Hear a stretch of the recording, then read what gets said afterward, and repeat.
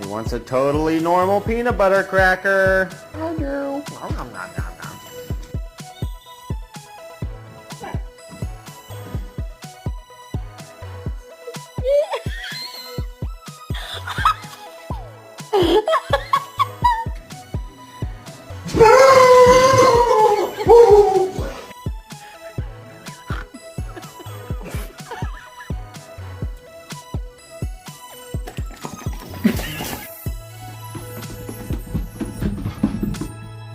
Oh, I bought this one.